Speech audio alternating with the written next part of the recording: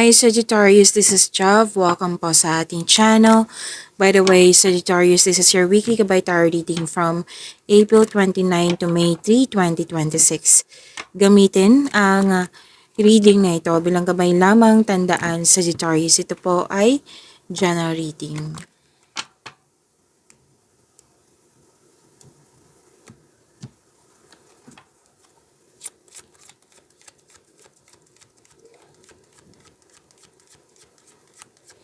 Mga parating pa para kay Sagittarius ngayong April 29 to May 3, 2026. So, I don't read reverse card. Tandaan nyo yan sa mga bago dito.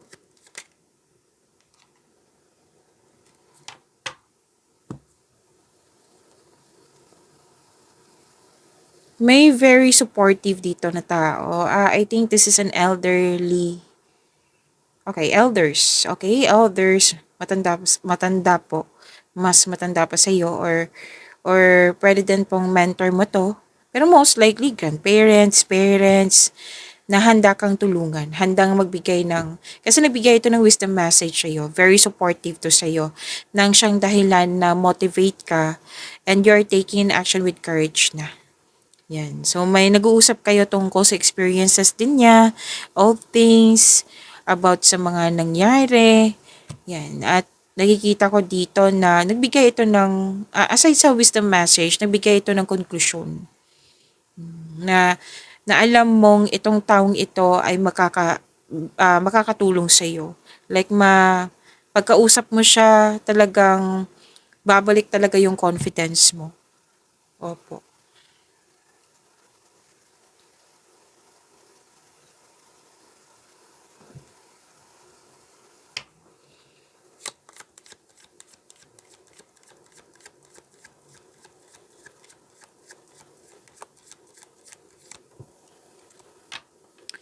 Wow, harvest time to. Sagittarius, ang ganda po nito, claim niyo po. Nakikita ko dito harvest at may magandang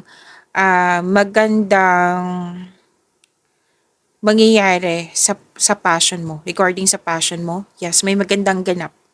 So, harvest time, pwedeng literal na harvest to, pwede din na yung pagiging productive nyo sa araw-araw at ngayon nagbunga na at mag-harvest kayo. At sabi din dito na maging maingat din kasi parang na-provoke ka dito. Like, nasaktan, nagalit at nagkaroon kayo ng argument. So, sana'y maiwasan po ito. Kasi magka-create to ng blockages eh. Miss Jav, hindi naman ako nauna, siya yung nauna. Most likely yan yung marireceive kong reply sa inyo. Okay, kahit na. Kahit na. Kasi pwedeng pag-usapan nyo ng mahinahon or wag mo nang mag-usap kung mainit pa ang ulo. Isa sa inyo mainit pa ang ulo. Kasi alam niyo naman 'di ba, ang ending niyan mag-aaway talaga. Sinabi to ng card mo na kailangan mong sanang ma-overcome or maiwasan kung pwede po, kung gusto niyo. Kung gusto niyo magkaayos kayo, then or space muna para makapag-isip at makapagpahinga. Pagbalik mo, mag-uusap na kayo. Alam niyo na kung ano yung solusyon, ano yung dapat na adjustment na gagawin niyo para magkasundo kayo. Opo. So, nagkikita ko rin dito na some of you, talagang loss of connection. Like, hindi na kayo nag-uusap, loss of connection nga. Or pwede din, umiiwas ka. Opo. Kasi kung if ikaw ay nasaktan, kailangan kasi ng pahinga niyan eh. Like, mag time for reflection. Pag-isipan mo na buti, kung ito yung i-respond ko, makakabuti ba to sa akin or sa amin? Yan. So, yan yung sinasabi ng card dito na kailangan mong pag-isipan na mabuti yung response mo. Kung kailangan ba or hindi pa.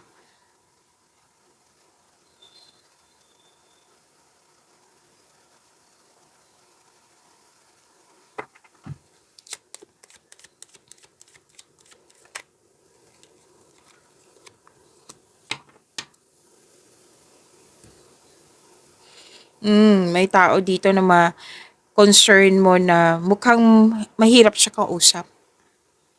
Yes, mahirap siyang kausap, matigas ang ulo. So, ang sabi dito, ito yung desisyon mo eh, space muna. Kaya nagkaroon ng delay sa pag-uusap kasi space. Kasi alam niyo naman, 'di ba, kailangan niya ng space. Hindi ibig sabihin na nakakasama yan sa atin. Space is a sign of respect sa iyong sarili, sa kanya at sa inyong connection. Okay? Kasi space, magkakaroon ka ng time sa iyong sarili niyan eh. May realization. Ayan. Pero then po, na kasi may nakita ko ditong delay sa pag-uusap kasi gusto ng space, 'di ba?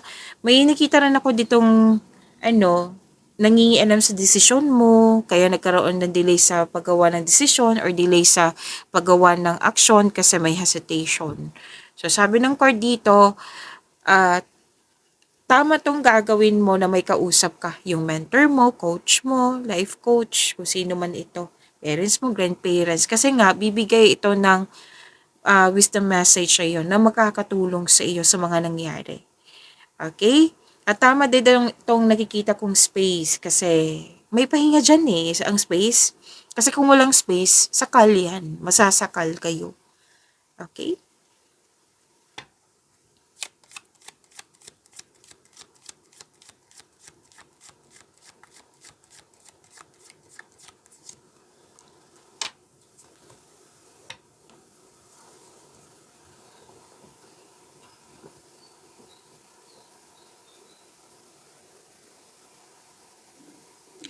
Um, wow, opportunities to ha. Opportunities na dumating sa iyo. Tapos nakikita ko dito na pipili ka, magkakaroon ng best choice, best decision. May nakita rin ako dito nagde-divide ng pwedeng responsibilities. Basta nagde-divide po. O, ito yung sa'yo, Sagittarius. Ito yung gawin mo. Ito yung gawin ko din. Para matapos natin na maaga. Example po iyan. Basta nagde-divide po. At sabi din dito na may kung pwedeng ano to, pinag-usapan nyo or ikaw ito na kumbaga ito yung option 1 yung gagawin ko. Kung hindi ito effective, si next ako kay option 2. Susunod si option 2. Ayan, so may alternative. Basta may mangyayaring alternative ganyan. At sabi din dito na may pag-uusap din dito tungkol sa adultery. Okay? And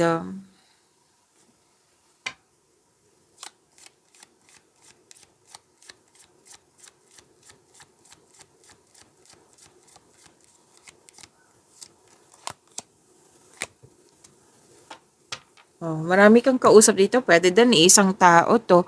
Kasi may isang mother figure dito na nag-uusap kayo. Ang energy kasi ng taong ito is very supportive at marami na siyang karanasan sa buhay. Maaari din naman po ikaw ito na very supportive or malaking influence mo sa kapwa mo. Pero most of you, Sagittarius, ito yung kausap mo na isang puwedeng amo mo 'to, boss mo ito, coach mo. Basta nag-uusap kayo tungkol sa inyong career and finances, sa big business. At maaring ito yung magbibigay ng tulong sa iyo. Pwedeng advice, ideas, experiences, or material na bagay. Again, maaring itong taong ito ay magbibigay ng promotion sa iyo. At sabi din dito na may nag-uusap din dito tungkol sa excess weight. Like for example, nadagdagan yung timbang ko, kailangan ko na 'tong bawasan, nag-uusap kayo. And basta sa presence ng taong ito, na puwedeng ikaw din 'to, na nakikita ko dito kumbaga na-increase yung power mo, na-increase yung confidence mo. You have strength, naging matapang ka, naging confident ka, you have the power nga. Tapos nakikita ko dito na may protection. Pwedeng tinutulungan ka ng taong ito kasi pinoprotektahan ka niya. Like ayaw ka niyang magkamali, ayaw ka niyang masaktan, gusto niyang nasa tamang daan ka. Ayan. So, nakikita ko rin dito na masusunod yung desisyon mo, ideas or plano. So, 'di ba kung may taong hituto sa inyo ng ideas, decision or plano, may supportive dito na tao na na na masusunod talaga yung gusto mo.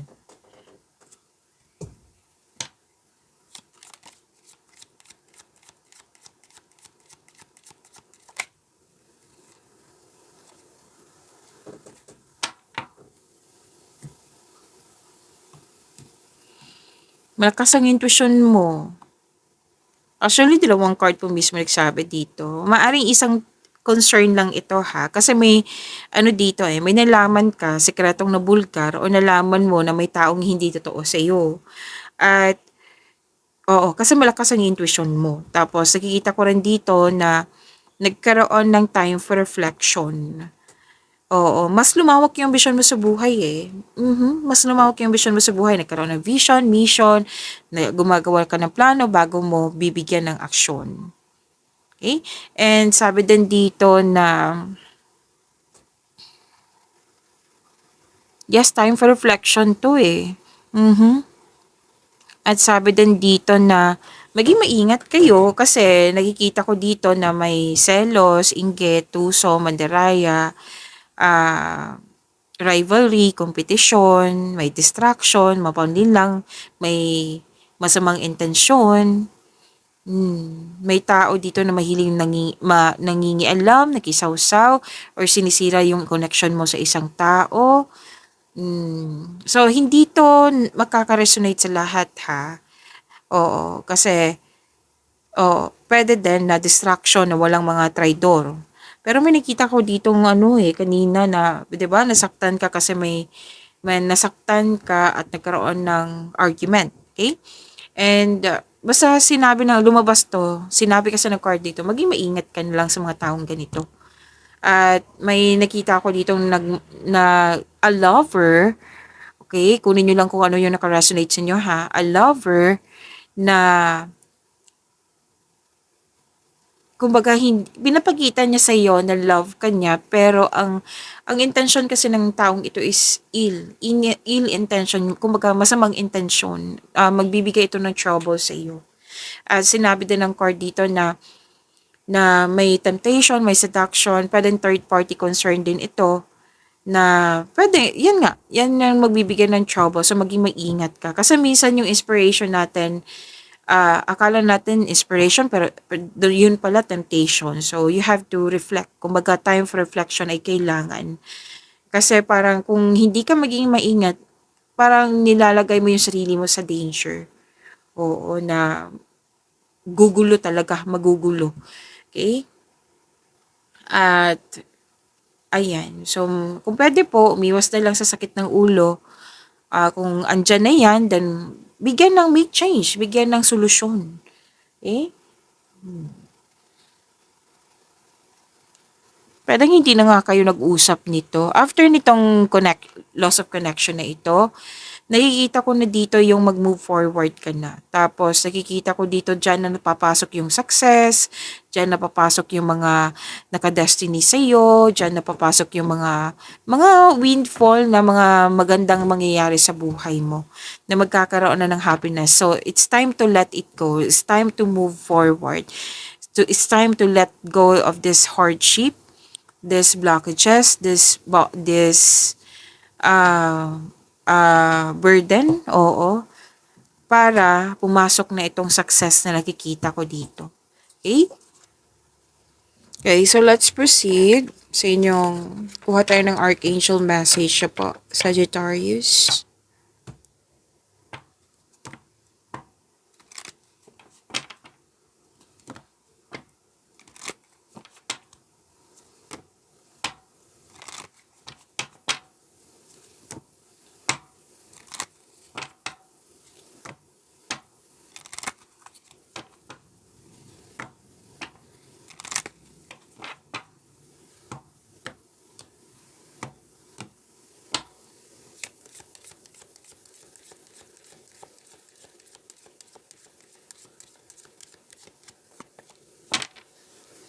Message from Archangel Zadkiel. Sabi po dito, notice the loving guidance you hear inside your mind are from other people. So, i-focus ko po ito at i-pause nyo po para mabasa at intindihin nyo po na mabuti. Okay.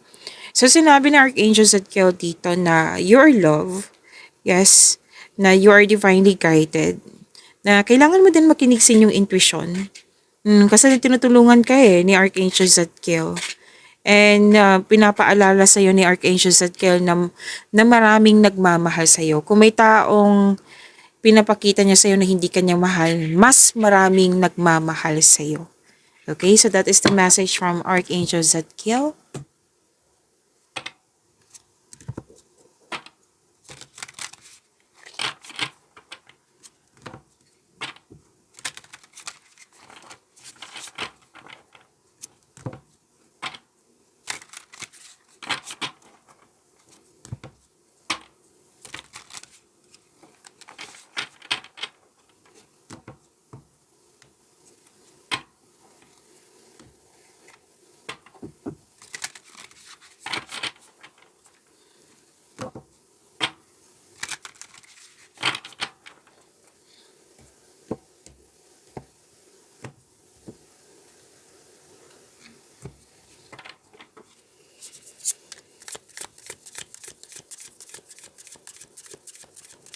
Energy para kay Sagittarius ngayong April 29 to May 3, 2026.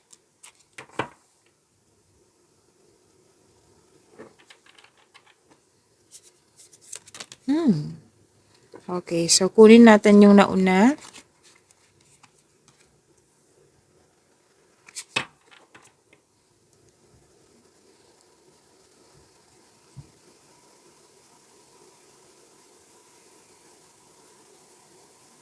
Energy, okay.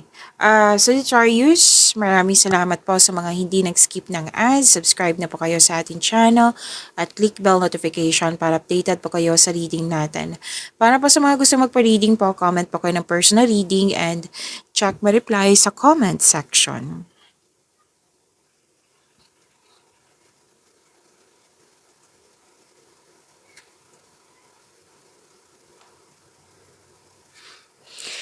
Okay, Sagittarius, nakikita ko dito na may bagong simula, new beginning, at may freedom ka dito.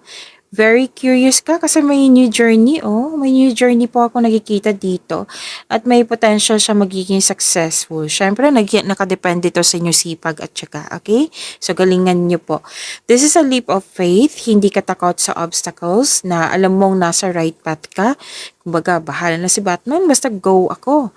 Basta lang po, wag kayong magpadalos-dalos sa pagpasya. Kailangan po magkaroon ng konkretong plano at makinig din sa inyong intuition. 'Di ba? Sinabi yan kanina.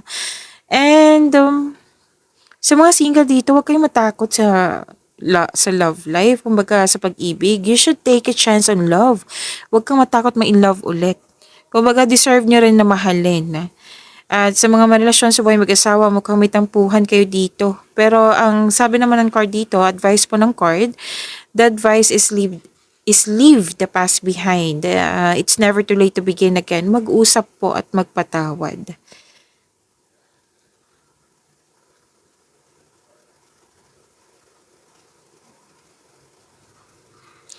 At may opportunity ka sa dito, sa career and money nyo na pwedeng, oo nga, lalabas kayo sa comfort zone mo. If you're serious about your growth, then you have to step out from your comfort zone. Pero siyempre, di ba, yung paalala ng card nyo kanina na huwag magpadalos-dalos sa pagpasya, kailangan mong gumawa ng konkretong plano at makinig din sa iyong intuition. At may potential po talaga. At nakikita ko talaga dito, galingan nyo ha, kasi nakikita ko dito na may financial growth.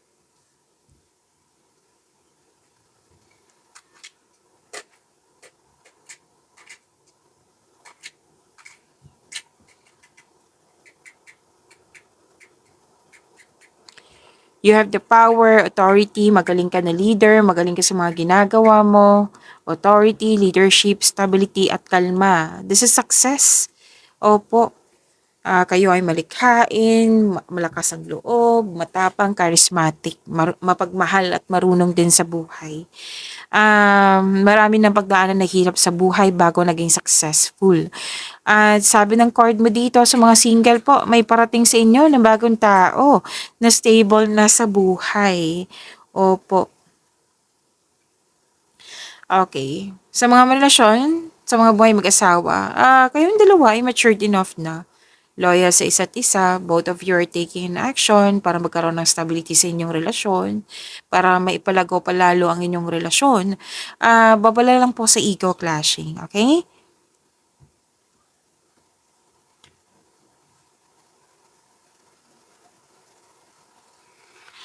Okay, so malaki ang tiwala ng mga tao sa iyong strength and skills kasi magaling nga, magaling kayo sa mga ginagawa nyo. You are making tremendous progress sa inyong sa career nyo, most likely. Nag-level up na kayo. So, claim nyo po itong dalawang cards. Ang ganda po nito.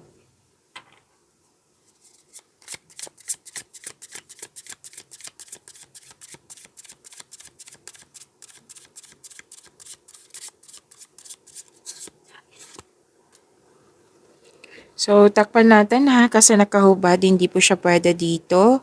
And don't you worry, i-reading po natin yan.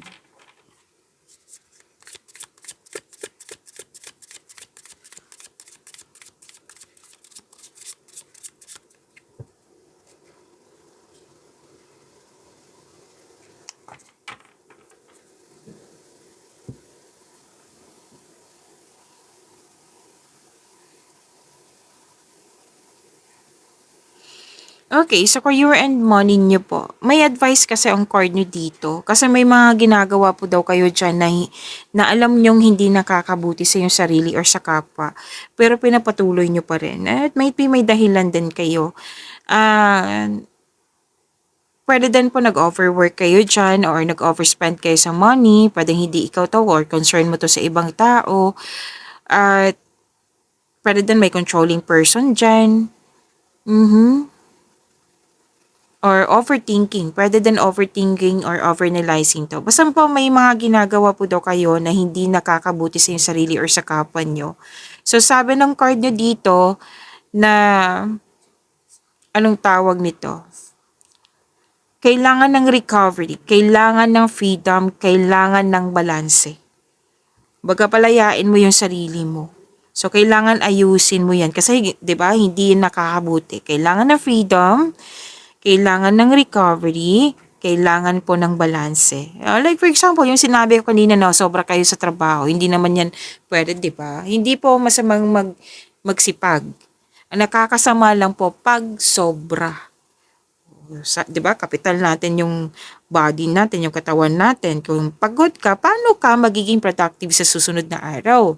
So kasi kung pagod ka, pag sobra na sa trabaho, madali kang ma-stress niyan. Madali kang magalit, madali kang ma-stress. So, para maiwasan yan, kailangan ng balansa dito. Kailangan ng freedom, kailangan po ng recovery. Meaning to say, kailangan ng tamang pahinga. Tamang pahinga, tamang anong tawag dito? Panahon sa sarili. Okay.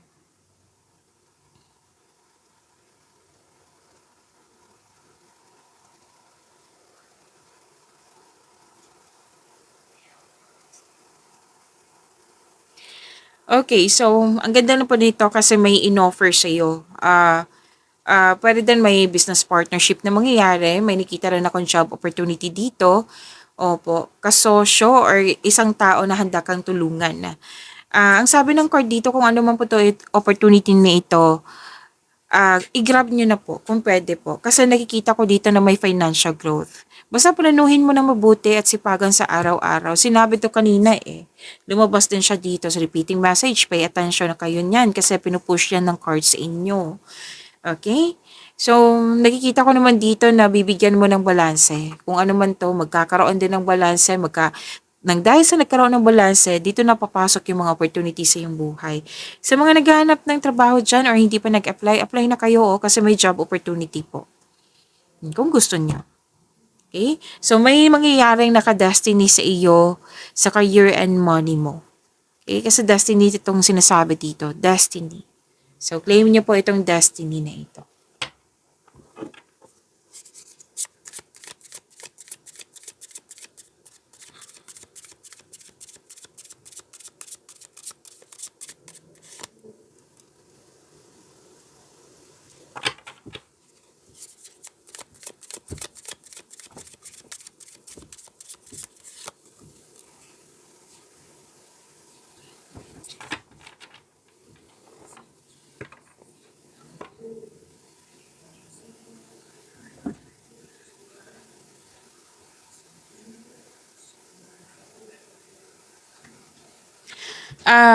Sagittarius, kung gusto niyo pong updated kayo, like ma-prompt kayo sa premiere ng video natin, ma-notify kayo, ma-prompt kayo, i-click nyo po yung bell notification dyan. Kung hindi nyo po alam kung paano, magpaturo po. Huwag nyo din kalimutan na mag-subscribe sa channel natin. At nag-o-offer na po ako ng rush reading. Kung gusto nyo po, comment down ka ng personal reading at antayin yung reply ko. Napanood nyo na ba, Sagittarius? Marami na tayong May 2026 na video reading po. 3 months from now, May, June, and July 2026. Monthly by Tarot reading, May 2026 nyo. At yung first half of the month of May, May 1 to 15, 2026. Okay? So, andito lang po siya sa channel natin. Hanapin nyo po, kung pwede po.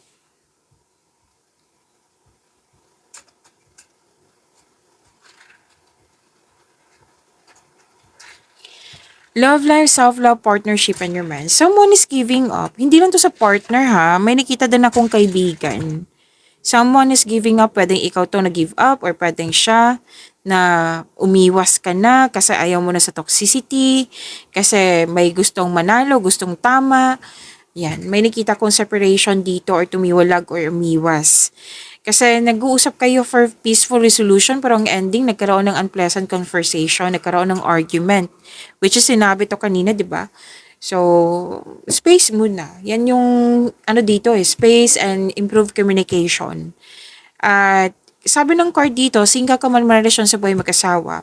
Kung itong taong ito ay parating naghahanap ng gulo or away, baka, yung parate ha, yung paulit-ulit, baka kailangan nyo na pong mag-decide. Remember, at the end of the day, kayo po ang mag-decide niyan kasi buhay nyo po iyan.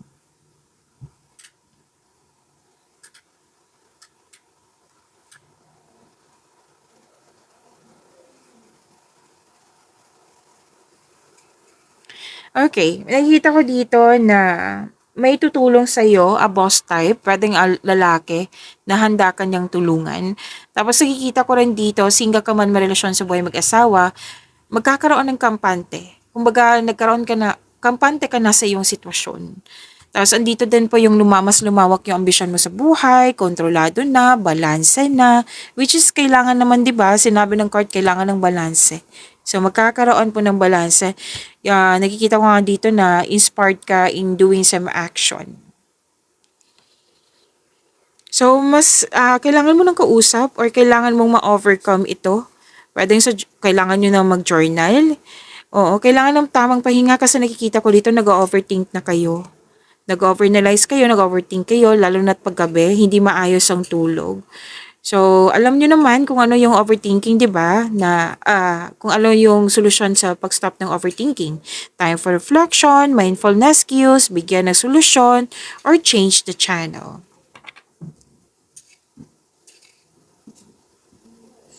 Okay, sa mga single po, nag-iisip kayo dito kung ano yung ideal type nyo.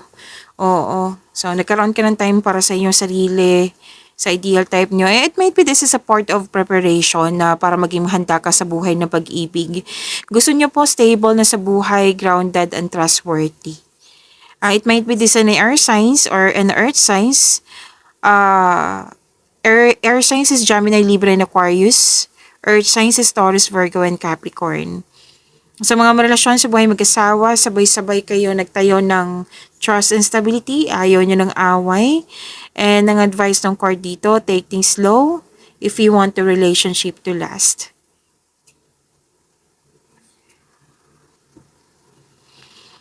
At sabi din dito na, okay, some of you, na sa mga single dito, gusto nyo munang me time muna, alone time muna, gusto nyo mag-focus muna sa sarili. Some of you nag-decide. Sa mga relasyon sa buhay mag-asawa, you want growth. Kaya communication is the key pa rin yung sinasabi ng card nyo dito. Mag-usap kayo, wag nyong puro isip-isip.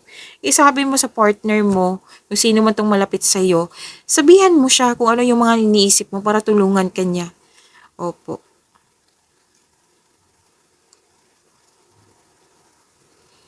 At, okay. Kahit ayaw nyo, may parating talaga. Oo, may parating para sa inyo. At para sa mga relasyon sa buhay mag-asawa, may plano kayo mag-level up. Okay na, nag-uusap na kayo dito. Nag-uusap na kayo tungkol sa pag-level up nyo sa growth, 'di ba? Gusto mo ng growth. Oh, may pangyayaring mag-uusap na kayo dito. Pwedeng ang ilang nga dito magkakaroon ng project. Oo. May ilang couple din naman na kontento na kayo sa inyong pagmamahalan. Pagyamanin niyo po yung blessings sa binigay sa inyong Sagittarius. See you tomorrow. Maraming salamat po.